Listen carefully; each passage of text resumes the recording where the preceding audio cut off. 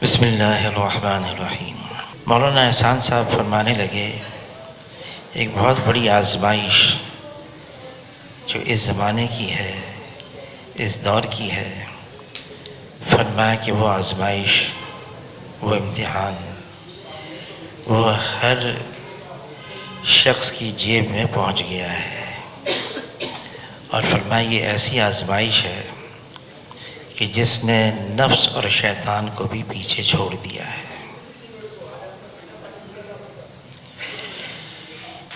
اس کے فائدے بہت ہیں، لیکن اللہ تعالیٰ نے تو یہ بھی فرما دیا ہے اپنے کلام پاک میں، شراب کے کچھ فائدے ہیں لیکن نقصانات بہت ہیں۔ اسی طرح سے اس کے فائدے ضرور ہیں لیکن نقصانات بہت زیادہ ہیں۔ ایک نقصان اس کا یہ بھی ہے کہ آدمی جو بات سنتا ہے اس کو آگے پہنچا دیتا ہے۔ حضور صلی اللہ علیہ وسلم فرماتے ہیں انسان کے لیے جھوٹا ہونے کے لیے کافی ہے بغیر تحقیق کے سنی سنائی بات کو آگے پہنچا دے۔ فرمایا آدمی کے جھوٹا ہونے کے لیے کافی ہے۔ مولانا انعام الحسن صاحب رحمۃ اللہ علیہ سے مولانا عمر پالپوری صاحب نے فرمایا رحمۃ اللہ علیہ نے کہ آج تو شیخ الحدیث مولانا زکریا صاحب رحمۃ اللہ علیہ ان کے پیشاب میں خون آ گیا، تو مولانا انعام الحسن صاحب رحمۃ اللہ علیہ پریشان ہوئے، داماد تھے، شیخ الحدیث کے پاس آئے رحمۃ اللہ علیہ اور پوچھنے لگے آپ کے پیشاب میں آج خون آیا؟ فرمائیں گے نہیں، کوئی نہیں آیا۔ تو کہنے گے مولانا عمر پالپوری صاحب فرما رہے ہیں کہ ان کو بلاؤ۔ ان کو بلایا کہ آپ کو کیسے پتہ چلا کہ میرے پیشاب میں خون آ رہا ہے؟ تو فرمانے لگے کہ مولانا حبیب اللہ صاحب نے مجھے بتایا۔ تو مولانا حبیب اللہ صاحب کو بلایا کہ بھئی آپ کو کیسے پتہ چلا؟ حضرت شیخ نے پوچھا کہ میرے پیشاب میں خون آ رہا ہے۔ فرمانے لگے جب میں نے پیشاب دانی اس کی صفائی کی تو وہ ایسا پیشاب تھا جیسے خون اتنا گاڑھا تھا۔ تو ابو الحسن کو بلایا حضرت شیخ نے اور فرمایا کہ بھائی تم نے پیشاب دانی کسی اور کو کیوں دی؟ وہ تو تمہارے ذمہ تھی سب صاف کرنا۔ تو کہ روز تو میں ہی صاف کرتا ہوں، لیکن آج کسی مصروفیت کی وجہ سے میں نے مولانا حبیب اللہ صاحب کو دے دی، پھر انہوں نے صاف کی۔ جو روزانہ ہی کام کرتا ہے اس کو تو پتہ ہے۔ بہرحال تحقیق ہو گئی۔ بغیر تحقیق کے بات کو آگے پہنچانا، حضور صلی اللہ علیہ وسلم کی تعلیمات میں اس کو سختی سے منع کیا ہے۔ پھر ادھر کی بات ادھر کو پہنچانا، ادھر کی بات ادھر کو پہنچانا اور کچھ لگی لگائی کر دینا۔ حضور صلی اللہ علیہ وسلم فرماتے ہیں یہ چغل خور ہے، یہ چغل خور ہے اور چغل خور جنت میں نہیں جائے گا۔ اور یہ بھی فرمایا کہ چغل خوری سے آدمی کے دین کو، ایمان کو بہت ہی نقصان پہنچتا ہے۔ حضور صلی اللہ علیہ وسلم صحابہ کے ساتھ ایک جگہ تشریف لے گئے، خیمہ لگایا تو دو قبریں تھیں۔ فرمایا جس کا مفہوم ان دونوں کو قبر کا عذاب ہو رہا ہے، ایک کو پیشاب سے احتیاط نہ کرنے پر اور دوسرے کو چغل خوری کے جرم میں۔ چغل خوری یہ گناہ کبیرہ ہے۔ چغل خوری کیا ہے؟ ایک بات پتہ چلی اور اس کو آگے پہنچا دیا، کسی اور کے پاس پہنچا دیا۔ پہلے سے لڑائی ہو رہی ہے، پہلے سے جھگڑا ہو رہا ہے اور اس آگ کو اور بھڑکا دیا، اس میں اور تیزی پیدا کر لی۔ کیسے؟ وہ بات یہاں سے لے کر وہاں پہنچا دی۔ بیت اللہ کے اندر ایک شخص زور زور سے طواف کر رہا ہے، چیخ رہا ہے، چلا رہا ہے، اے اللہ میرا خاتمہ ایمان پر فرما، میرا خاتمہ ایمان پر فرما۔ لوگ جمع ہو گئے، کیا بات ہے بھائی؟ کہنے لگا کہ میرے ایک بھائی تھے دمشق کے اندر، جامع مسجد میں بچوں کو قرآن پڑھاتے تھے۔ تو ان کا آخری وقت آ گیا، موت کا وقت قریب آیا، ہم سب جمع تھے۔ اس نے کہا مجھے قرآن شریف لا کے دو۔ ہم نے اس کو قرآن شریف لا کے دیا۔ اس نے اس قرآن کو لیا اور زور سے پھینکا اور کہا کہ گواہ رہنا میرا اس کا کوئی واسطہ نہیں، اور اس کی موت واقع ہو گئی۔ تو لوگوں نے پوچھا کہ وہ تو جامع مسجد دمشق کی قرآن پڑھاتا تھا بچوں کو، کیا خامی تھی، کیا خرابی تھی؟ کہ کوئی خرابی نہیں، بس ایک تھی، وہ یہاں کی بات وہاں لگا دیتا تھا، یہاں کی بات وہاں لگا دیتا۔ اب یہاں اس کے ذریعے سے کتنی ایسی باتیں ہیں دینداروں کے اندر، خاص طور سے دینداروں کے اندر خاص طور سے ان کی جو اختلافی باتیں ہیں، اور اس میں جو لوگوں نے حصہ لیا ہے اس آگ کو بھڑکانے کے لیے، اب وہ اپنے انجام کو سوچ لیں کہ جس چیز سے حضور صلی اللہ علیہ وسلم نے منع فرمایا ہے، بلکہ حضور صلی اللہ علیہ وسلم نے ترغیب دی ہے، فرمایا وہ جھوٹا نہیں ہے جو صلح صفائی کروائے، یعنی کہ اگر صلح صفائی کے لیے خلاف واقعہ کوئی بات کہہ دے تو حضور صلی اللہ علیہ وسلم فرما رہے ہیں وہ جھوٹا نہیں ہے۔ یعنی ایک آدمی سے آ کے کہا کہ وہ تو تمہاری بڑی تعریفیں کر رہا ہے، تمہارے بارے میں بہت اچھے خیالات رکھتا ہے، پھر وہ اس کے پاس گیا اور کہنے لگا فلاں نے تو آپ کے بارے میں بڑے اچھے الفاظ استعمال کیے، دل کے اندر نرمی پیدا ہو گئی، دل صاف ہونے لگا، قریب آنے لگے۔ تو حضور صلی اللہ علیہ وسلم فرماتے ہیں یہ جھوٹا نہیں ہے جو صلح صفائی کروائے۔ پھر حضور صلی اللہ علیہ وسلم جب عمرہ کرنے کے لیے تشریف لے گئے تو ایک ہی کے بارے میں پوچھا، فلاں کہاں ہے، فلاں کہاں ہے، فلاں کہاں ہے۔ خالد بن ولید رضی اللہ تعالیٰ کے بارے میں پوچھا، وہ نظر نہیں آ رہے، حالانکہ صرف 3 دن کے لیے مشرکین مکہ نے صرف 3 دن کی اجازت دی تھی کہ یہ آپ حضرات 3 دن کے لیے مکہ مکرمہ آ سکتے ہیں، ٹھہر سکتے ہیں، اور پھر 3 دن کے بعد چلے جائیں گے۔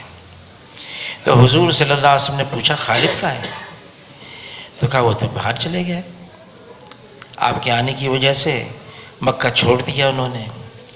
تو حضور صلی اللہ علیہ وسلم نے ان کے بارے میں اچھے الفاظ استعمال فرمایا کہ میں تو خالد کو سمجھدار سمجھتا ہوں، اور اگر خالد ہمارے پاس آئیں تو ہم اس کو بڑی عزت دیں گے۔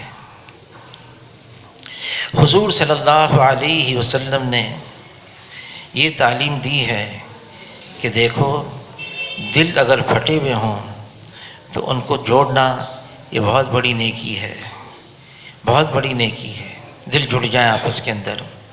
اس کے لیے اگر بہت ساری تدابیر بھی اختیار کی جائیں تو کر لی جائیں، لیکن اب اس نے یہ جو ہمارے پاس آ گیا ہے، ہر جیب میں پہنچ گیا ہے، اس نے وہ کردار ادا کیا ہے کہ دینداروں کے اندر خاص طور سے کہ ان کے درمیان میں ایسی آگ لگا دی ہے اور ایسی آگ بھڑکا دی ہے، اور ہر ایک تقریباً حصہ لے رہا ہے اس میں، جس کو دیکھو دیندار طبقے کی بات کرنا ہے کہ اس میں حصہ لے رہا ہے، اور وہ یہاں کی بات وہاں، وہاں کی بات یہاں، اور اس سے بجائے کوئی نفع، کوئی فائدے کے وہ نقصانات ظاہر ہو رہے ہیں، وہ نقصانات ظاہر ہو رہے ہیں کہ جو آپس کی جو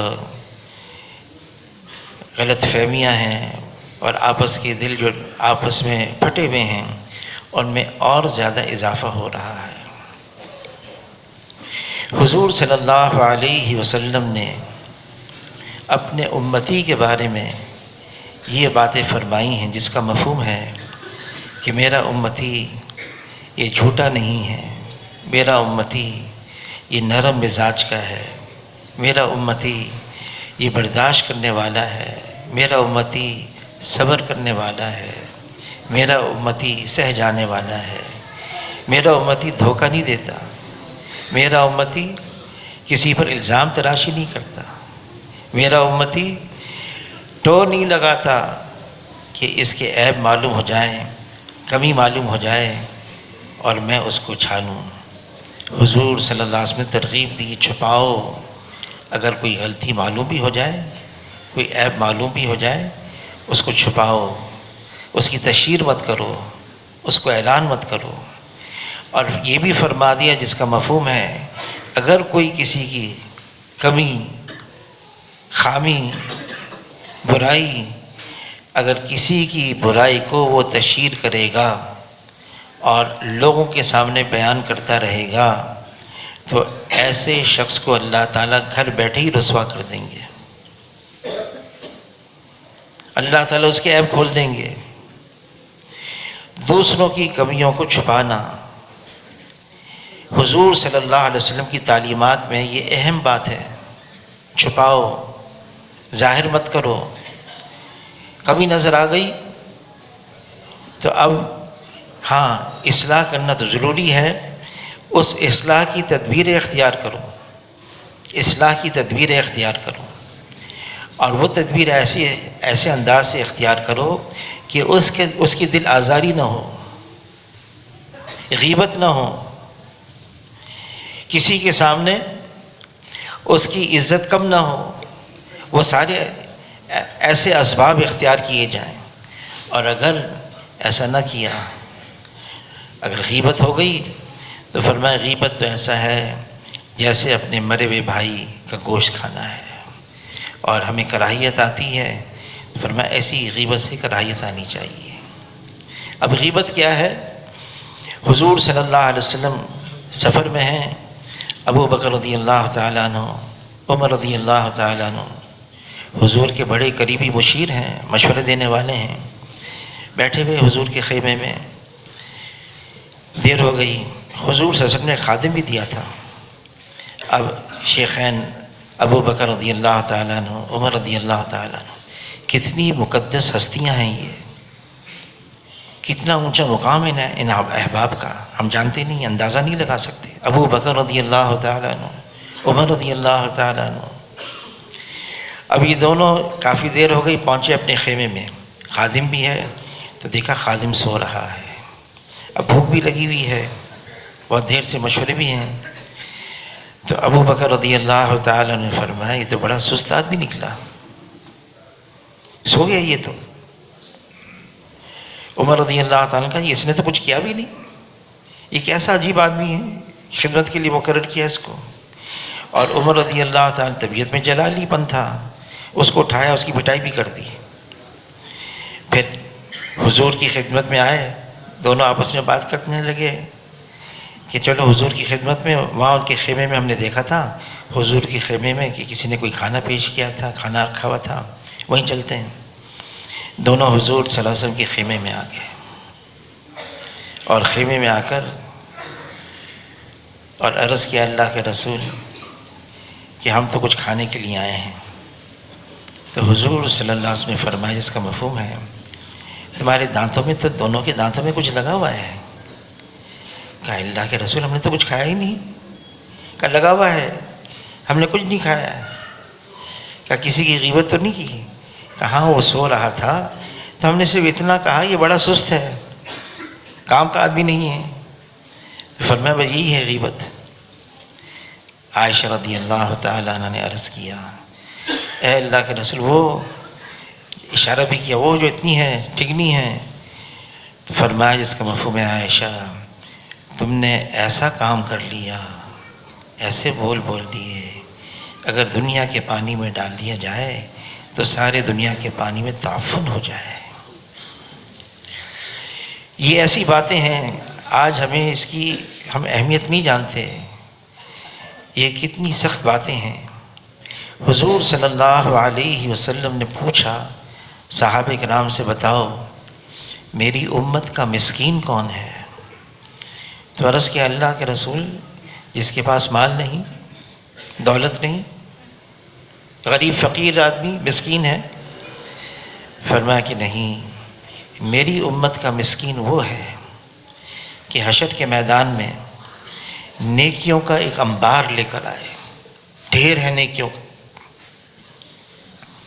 کسی کو گالی دی، کسی کی غیبت کی، کسی پر الزام لگایا، کسی کو دھوکہ دیا، کسی کو مارا، یہ سارے مطالبہ کرنے والے حشر کے میدان میں آئیں گے اور مطالبہ کریں گے۔ اب حشر کے میدان کی کرنسی نہ روپے ہیں، نہ ریال ہے، نہ ڈالر ہے، وہاں کی کرنسی تو نیکیاں ہیں۔ اب یہ مطالبہ کرنے والے آئیں گے، مطالبہ ہمارے ساتھ ایسا کیا اس نے، تو یہ جو نیکیوں کا ڈھیر لے کر آیا، اور یہ بات کون فرما رہے ہیں؟ یہ جناب رسول اللہ صلی اللہ علیہ وسلم ساری امت کو یہ بات بتا رہے ہیں۔ پھر جو نیکی کا ڈھیر لے کر آیا، مطالبہ کرنے والے مطالبہ کریں گے تو اس کی نیکیاں دی جائیں گی، یہاں تک کہ وہ سارے مطالبہ کرنے والوں کو نیکیاں دیتے گئے، نیکیاں ختم، لیکن مطالبہ کرنے والے بھی باقی ہیں، تو پھر مطالبہ کرنے والوں کی برائیاں وہ اس پر لاد دی جائیں گی۔ حضور صلی اللہ علیہ وسلم نے فرمایا، اس کا مفہوم ہے، آیا تو تھا نیکیوں کا ڈھیر لے کر، لیکن گناہوں کا انبار لے کر جہنم میں جا رہا ہے۔ فرمایا یہ میری امت کا مسکین ہے، یہ میری امت کا مسکین ہے۔ کتنی احتیاط سے ہمیں چلنا ہے اس دنیا کے اندر۔ اب یہ چیز آ گئی، ہم نے فوراً پہنچا دی، یہ بات ہے آگے پہنچا دی، یہ بات آئی آگے پہنچا دی، یہ سوچا بھی نہیں اس بات کے اوپر، ہم نے کچھ دھیان بھی نہ دیا تھوڑی دیر کے لیے بھی کہ یہ جو میں کام کر رہا ہوں اس سے میرا کیا نقصان ہو رہا ہے۔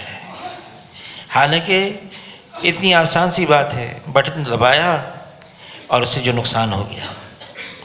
وہ جو منفی چیزیں وہ تو دوسری بات ہیں، یہ جو چیزیں ہیں کہ ہم ایک بات دوسری جگہ پہنچا رہے ہیں، ایک کی بات دوسری جگہ پہنچا رہے ہیں۔ حضور صلی اللہ علیہ وسلم نے صحابہ کرام سے منع فرمایا، دیکھو کسی کی برائی پتہ چل جائے تو مجھ تک نہ پہنچانا۔ کیا فرمایا؟ جس کا مفہوم ہے کسی کی برائی پتہ چل جائے تو مجھ تک نہ پہنچانا۔ میں چاہتا ہوں جب اللہ کے یہاں حاضری ہو تو سب کے بارے میں میرا دل بالکل صاف رہے، میرا دل سب کے بارے میں صاف رہے۔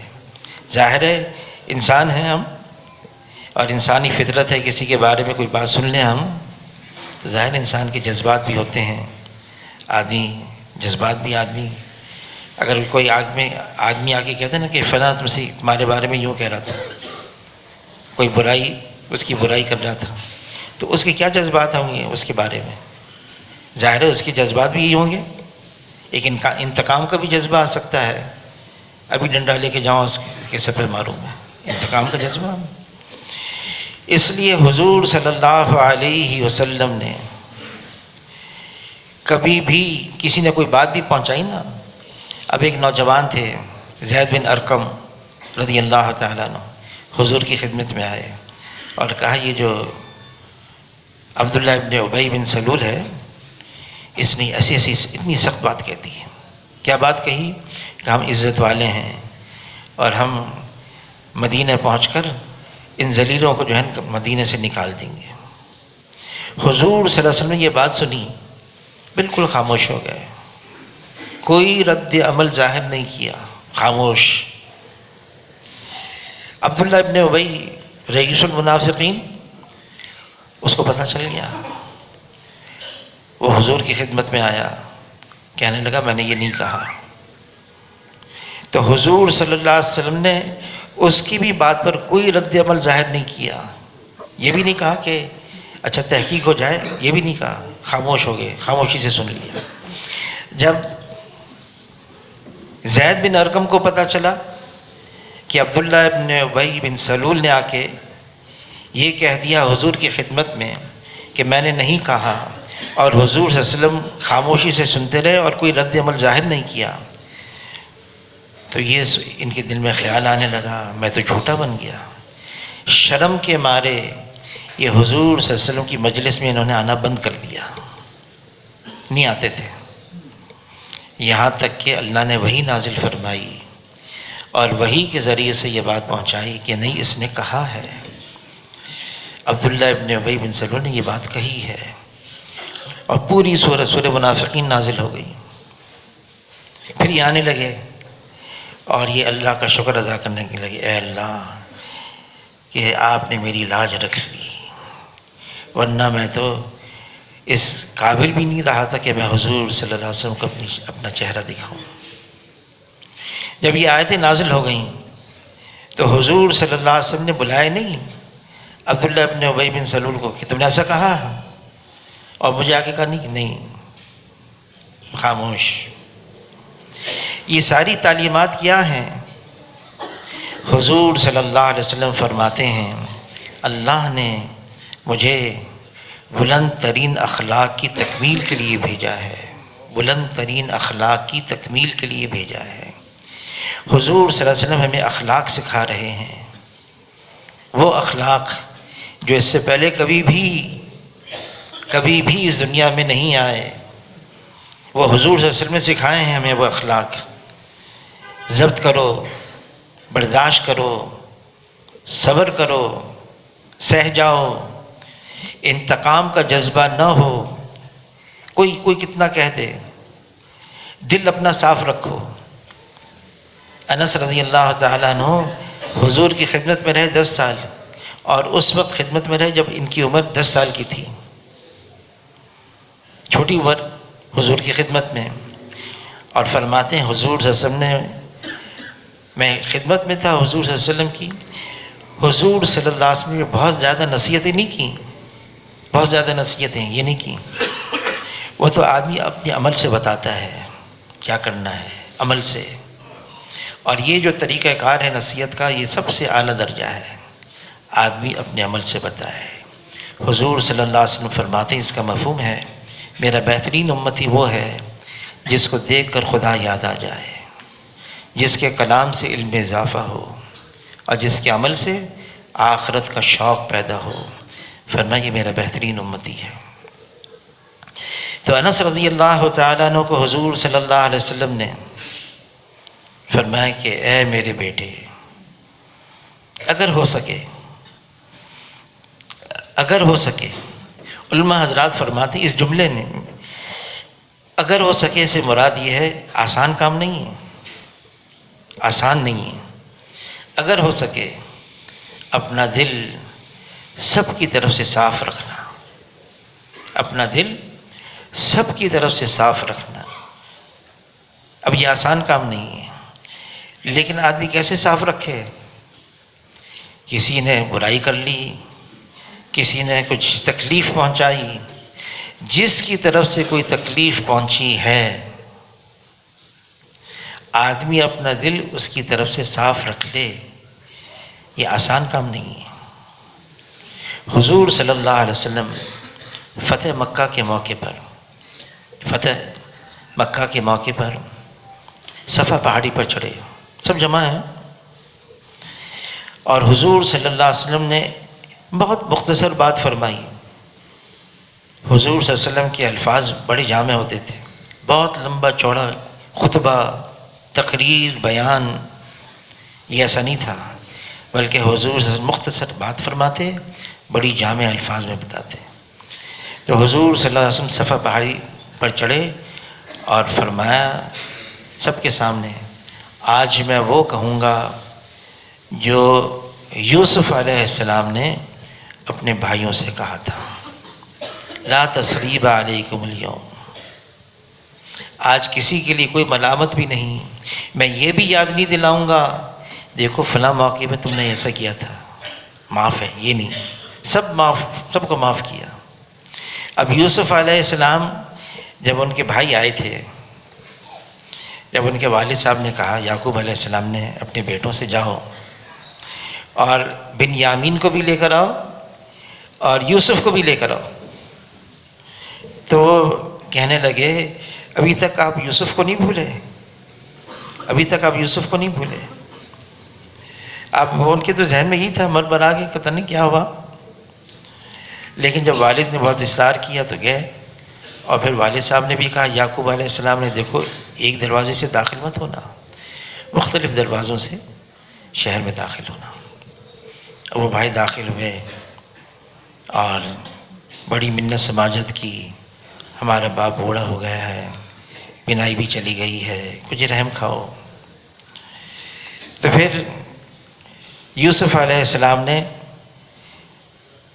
کچھ بات کی، اور جو ان کے وہاں ان کا رواج تھا اس زمانے میں، جو بادشاہ ہوتا تھا تو وہ اپنا چہرہ پورا نہیں کھولتا تھا، ایک نقاب سا پہنتا تھا، وہ نقاب بھی ہٹا دیا۔ تو وہ سارے بھائی کہنے لگے ارے کیا آپ یوسف ہیں؟ تو یوسف علیہ السلام نے فرمایا میں یوسف ہوں، اور یہ میرا بھائی ہے بنیامین، میرا بھائی، یعنی وہ ایک ہی ماں سے تھے، باقی دوسری ماں سے تھے۔ تو پھر یوسف علیہ السلام نے یہی کہا کہ میں تو یہ کہتا ہوں کہ میں سب معاف ہے، تم نے جو کچھ کہا کیا معاف، یہ بھی یاد نہیں دلاؤں گا کنویں میں ڈالا تھا، یاد نہیں، معاف، کوئی تذکرہ بھی نہیں کیا بعد میں۔ پھر یہ بھی کہ مجھے ایسا مارا تھا، مارا بھی تھا، تو ایک بھائی نے کہا بھائی مارو مت، ایسی کنویں میں ڈال پھینک دو۔ پھر اگلے دن بھی آئے اور جب جو اٹھا کے لے کے جنہوں نے کنویں میں سے نکالا تھا اس سے پیسے نکالو، اس کے پیسے بھی لے لیے، اس کو بیچ دیا اس کو۔ تو یوسف علیہ السلام نے کہا سب کو معافی ہے۔ اللہ تعالیٰ قرآن پاک میں ہم سے فرما رہے ہیں، اس امت سے فرما رہے ہیں، ایک جملہ فرمایا، ویسے تو بہت ساری باتیں فرمائیں گی لیکن ایک ایسا جملہ فرمایا، لمن صبر وغفر ان ذلک لمن عزم الامور، لمن صبر کرو، برداشت کرو اور معاف کر دو۔ لیکن اللہ بھی فرما رہے ہیں دیکھو یہ ہمت کی باتیں ہیں، آسان کام نہیں ہے، ہمت کی باتیں ہیں، لیکن یہ امت ہے جو ہمت کرے گی۔ اس امت کے اندر وہ استعداد رکھی اللہ نے، غلطی ہو جائے کسی سے، کوتاہی ہو جائے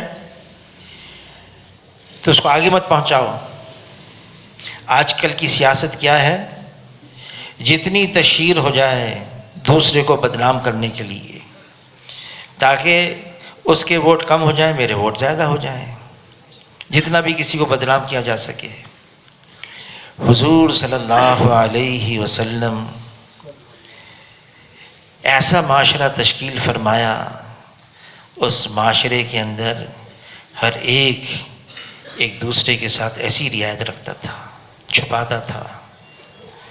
عمر رضی اللہ تعالیٰ عنہ خلیفہ وقت ہیں، ساری اختیارات ان کے پاس ہیں، امیر المومنین ہیں، با اختیار، اور ایسے با اختیار ہیں کہ 12 مربع میل علاقہ روزانہ، 12 مربع میل علاقہ روزانہ ان کی رعایا میں اسلام میں داخل ہو رہا ہے، اور مورخین کہتے ہیں صرف اس رفتار سے 50 سال کا دور ہو جاتا عمر رضی اللہ تعالیٰ عنہ کو، تو اس زمین کے اوپر اسلام ہوتا، کوئی اور مذہب نہیں ہوتا۔ تو ایسے با اختیار عمر رضی اللہ تعالیٰ عنہ، عادت تھی گلیوں میں گشت کرتے ہیں، اور ایک ساتھی کو ساتھ لیا ہوا ہے، تو گشت کرتے کرتے ایک مکان سے ایک عجیب قسم کی آواز آئی، پسندیدہ آواز نہیں تھی۔ عمر رضی اللہ تعالیٰ عنہ، اب ظاہر اللہ نے ان کی مزاج میں ایسا رکھا تھا کہ دین کے لیے، پہلے تو اپنی ذات کے لیے تھا ان کا سارا جلال غصہ، لیکن جب دین میں آئے 40واں نمبر تھا اسلام میں اور دوسرے نمبر پر آ گئے، تو عمر رضی اللہ تعالیٰ عنہ سارا جتنا تھا ان کا جلال اب دین کے لیے استعمال ہو رہا ہے۔ جیسی آواز سنی تو عبداللہ ابن مسعود رضی اللہ تعالیٰ عنہ جو ان کے ساتھ تھے ان کو کہا یہیں ٹھہرو، اور دیوار سے پھرانگی، اس گھر کے اندر داخل ہوئے، اور کیا دیکھتے ہیں کہ ایک بوڑھا آدمی ہے، شراب بھی ہے، ایک عورت بھی ناچ رہی ہے۔ وہ غصے میں آئے عمر رضی اللہ تعالیٰ عنہ، وہ جلال میں آئے، ایسا زور سے ڈانٹا اس کو۔ تو اس زمانے کے جو گناہ گار بھی تھے نا، ہمارے نیکوکار بھی کیا ہوں گے، تو اس نے کہا ٹھہر جاؤ، میں نے ایک کیا ہے، غلطی مجھ سے ایک ہوئی ہے، آپ نے کیا کیا کی ہے میں بتاتا ہوں۔ آپ، اللہ نے حکم دیا ہے دروازے سے داخل ہو آپ دیوار پھلانگ کر آئے. پھر حکم دیا اللہ نے اجازت لے کر آؤ، اب بغیر اجازت کے آ گئے. پھر اللہ نے حکم دیا پہلے سلام کرو، آپ نے تو چیخنا چلانا شروع کر دیا. پھر اللہ نے حکم دیا کسی کی ٹو مت لگاؤ، ولا تجسسوا، جاسوسی مت کرو. بعض کو بڑا شوق ہوتا ہے، رپورٹر ہوں میں، کیا ہے وہ یہاں کی بات لکھ لیتے ہیں، بس تجسس میں رہتے ہیں، کوئی غلطی کسی کی پتہ چل جائے، معلوم ہو جائے. تو اس شخص نے کہا اے عمر میں نے ایک کیا، آپ نے 4 کیے ہیں. جب عمر رضی اللہ تعالیٰ عنہ نے یہ سنا میں نے 4 غلطیاں کی ہیں، اب ایک آدمی ہے دیکھ رہے کہ یہ غلطی کر رہا ہے، لیکن اس نے بتایا کہ آپ نے غلطی کی ہے، تو عمر رضی اللہ تعالیٰ ایسی زور سے چیخ نکلی کہ ان کی جو چادر تھی نا، عمر رضی اللہ تعالیٰ نے اپنے منہ میں ڈال دی. میرے باہر ساتھی کھڑا ہوا ہے، اس کو میری چیخ کی آواز نہ آ جائے، اس کو پتہ نہ چل جائے میں نے کیوں چیخا ہے. منہ میں کپڑا ڈال دیا اور فوراً الٹے پاؤں دروازے سے باہر نکل گئے. عبداللہ ابن مسعود رضی اللہ عنہ چہرہ دیکھا، کیا ہوا، کیا بات پیش آئی؟ فرمایا کچھ نہیں. وہ اصرار کرتے رہے بتاؤ تو صحیح آپ کی کیا کیفیت ہو گئی؟ کہ کچھ نہیں بتایا. گزر گئے دن. اب عمر رضی اللہ تعالیٰ کی مجلس لگی ہوئی ہے. اب دیکھا کہ وہی شخص، بوڑھا شخص مجلس میں بیٹھا ہوا ہے. نظریں ٹکرا گئیں، انہوں نے بھی عمر کو دیکھا، عمر رضی اللہ تعالیٰ نے بھی اس کو دیکھا. مجلس ختم ہوئی، اشارہ کیا، اب یہ تھر تھر کانپے، ہو گیا میرا اب کام. اس کو قریب بلایا. عمر رضی اللہ تعالیٰ عنہ فرمانے لگے کان قریب کرو. کان قریب کیا. اس رات کا واقعہ میں نے کسی کے سامنے تذکرہ نہیں کیا ہے، کسی کو نہیں بتایا اس رات کا واقعہ. تو اس شخص نے کہا اے عمر امیر المومنین آپ بھی کان قریب کریں. اور کان میں کہا اے عمر اس رات کے بعد میں نے توبہ کر لی ہے. کیا تھا کہ بھائی کسی کی غلطی معلوم ہو گئی، چھپاؤ. اللہ تعالیٰ ہماری غلطیوں کو چھپا رہے ہیں. مولانا یوسف لدھیانوی صاحب رحمۃ اللہ علیہ فرمانے لگے اگر گناہوں کی بدبو ہوتی ہے، بدبو جو فرشتے سونگھ سکتے ہیں. فرمایا کہ جب آدمی جھوٹ بولتا ہے نا تو رحمت کا فرشتہ 1 میل دور تک اس بدبو کی وجہ سے چلا جاتا ہے. تو مولانا یوسف لدھیانوی صاحب فرمانے لگے اگر گناہوں کی بدبو ہوتی نا، اتنا تعفن پھیل جاتا ساری فضا میں، کوئی ایک دوسرے کے قریب نہیں آ سکتا تھا. پھر وہ تو اللہ نے پردہ رکھ لیا. ہم سب جانتے ہیں اپنا حال، ہم کس پانی میں ہیں. مولانا یوسف صاحب رحمۃ اللہ علیہ فرمانے لگے ہم تو گناہوں کے سمندر میں ڈوبے ہوئے ہیں. یہ تو اللہ نے پردہ رکھ لیا. بہت بڑا بزرگ ہے یہ، کیسی اچھی باتیں کر رہا ہے. وہ تو اللہ نے پردہ رکھ لیا. اگر اللہ یہ پردہ چاک کر دیتے تو مولانا احمد علی لاہوری رحمۃ اللہ علیہ فرمانے لگے کوئی اس بات کو پسند بھی نہ کرتا کہ وہ ہم پر تھوکے. یہ تو اللہ نے پردہ رکھ لیا. جب اللہ نے ہمارا پردہ رکھ لیا تو کسی کا پردہ کیوں نہ رکھیں. موسیٰ علیہ السلام زبردست قحط سالی، بارش بند، بہت زیادہ. تو کسی نے کہا ان کی قوم میں سے موسیٰ علیہ السلام کو اے موسیٰ آپ اللہ کے کلیم ہیں، آپ کیوں نہیں اللہ سے بات کرتے ہیں یہ قحط سالی ختم ہو جائے. تو موسیٰ علیہ السلام جب اللہ سے ہم کلام ہو رہے تھے درخواست پیش کی اے اللہ ضعیف ہیں، کمزور ہیں، بچے ہیں، عورتیں ہیں، جانور ہیں، سب بلبلا رہے ہیں، بڑی سخت قحط سالی ہے، رحم فرما۔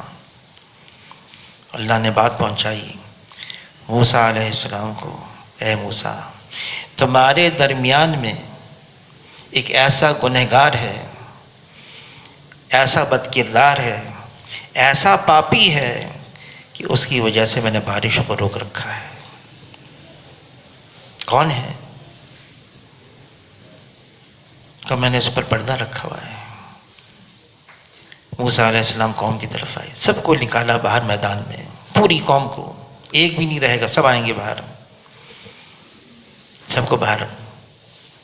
پھر اللہ کی یہ بات پہنچائی قوم کو، تم میں ایک ایسا گنہگار بد کردار پاپی ہے، اس کی وجہ سے اللہ نے بارشوں کو روک رکھا، میں ابھی اس کو حکم دیتا ہوں نکل جائے تاکہ بارشیں تو آ جائیں۔ اب وہ شخص اس کے اندر موجود ہے، دلی دل میں اے اللہ تو نے تو میرا اب تک پردہ رکھا ہے، اگر میں ابھی نکلتا ہوں میرا پردہ چاک ہو جاتا ہے، لوگوں کو پتہ چل جائے گا اچھا یہ ہے وہ اتنا گنہگار جس کی وجہ سے اللہ نے بارش کو روک رکھا ہے۔ اے اللہ میرا پردہ رکھا ہے، اب تک رکھا اور رکھ لے، اچھا میں آپ سے معافی مانگتا ہوں، میں نہیں کروں گا۔ دلی دل میں اس نے اللہ سے معافی مانگی، توبہ کیا، بادل آئے، بارش شروع ہو گئی۔ موسیٰ علیہ السلام اے اللہ نکلا تو کوئی بھی نہیں، یہ بارش کیسے ہوئی؟ کہ جس کی وجہ سے روک رکھا تھا اسی کی وجہ سے بارش دے دی کہ اس نے توبہ کر لی۔ یا اللہ وہ کون ہے؟ یا اللہ وہ کون ہے؟ اتنا اہم آدمی۔ اللہ نے بات پہنچائی، ہے موسیٰ گنہگار تھا، میں نے پردہ رکھا، توبہ کر لی، اب میں اس کا کیسے پردہ اٹھاؤں؟ اب یہ سارا جتنا یہ واٹس ایپ کے ذریعے سے ہو رہا ہے نا، پردہ اٹھ رہا ہے، ہم پردہ اٹھا رہے ہیں، یہ کیا اس نے، یہ کیا اس نے، یہ کیا۔ ایک صاحب نے مجھ سے کہا کہ بھئی ایک ایسا آیا ہے اجتماع گاہ کے اندر، یہ ہو گیا، کیا کریں؟ میں نے کہا دیکھو فتنے فساد کا دور ہے، اپنا دامن بچاتے ہوئے چلو، سب پتھر مار رہے ہیں کیچڑ میں، اگر تم نے بھی ایک پتھر مار دیا تو پھر فرق کیا ہوا؟ اب دامن بچاتے ہوئے چلو، اور جتنا ہو سکے اپنے آپ کو بچاؤ۔ بلکہ حضور صلی اللہ علیہ وسلم نے تو یہاں تک فرما دیا جب ایسا فتنہ فساد کا دور آئے گا تو گھر بیٹھے رہو، اپنے گناہوں پر روتے رہو، اپنے گناہوں کو یاد رکھو، یہاں تک فرما دیا۔ کیا ہے کہ پھر یکسو ہو جاؤ۔ اب اس فتنہ فساد کے دور کے اندر جب حضور نے خبر دے دی کہ جیسی دنیا اپنے اختتام تک پہنچے گی، فتنے شروع ہو جائیں گے، تسبیح کا تاگا ٹوٹتا ہے، دانے گرنا شروع ہو جاتے ہیں، بس ایسے ہی۔ تو حضور نے دعا بھی بتائی، یہ دعا مانگو، اے اللہ مجھے اس فتنے کے دور سے، فتنوں سے بچا دے، اس فتنے فساد کے دور میں مجھے فتنوں سے بچا دے۔ آدمی اپنے بچاؤ کی صورتیں اختیار کرے، اوروں کے لیے بھی۔ مسلمان خود غرض نہیں ہوتا۔ حضور صلی اللہ علیہ وسلم کا امتی یہ صرف اپنے لیے نہیں سوچتا ہے، اس کی سوچ میں اور اس کے خیالات میں تو ساری انسانیت ہے۔ کنتم خیر امت اخرجت للناس، ساری انسانیت، سب کے لیے۔ اس کا طریقہ کار یہ ہے، سب سے پہلے ہم اپنی طرف سے بھی استغفار کریں، توبہ کریں، اور ساری امت کی طرف سے بھی استغفار اور توبہ کریں، ساری امت کی طرف سے۔ اور یہ بھی مانگے اے اللہ ہماری رہنمائی فرما۔ اس فتنے فساد کے دور میں ہمیں کرنا کیا ہے؟ کوئی برائی کرتا ہے تو اس کے ساتھ کیا معاملہ کریں؟ ایک تو یہ جذبات میں آ جائیں، ہم یوں کر دیں گے، ہم یوں کر دیں گے، اور ایک یہ ہے کہ حضور صلی اللہ علیہ وسلم نے ہم سے کیا فرمایا کیا کرنے کو، ہم وہ کریں۔ ہمیں وہ کرنا ہے جو حضور صلی اللہ علیہ وسلم نے ہم سے فرمایا کرنے کو، اس کے علاوہ کچھ اور نہیں کرنا ہے۔ اسی میں ہماری فلاح ہے، اسی میں ہماری کامیابی ہے، اور اسی میں ہماری سہولت اور خیریت ہے۔ اللہ تعالیٰ ہم سب کو قبول فرما لے.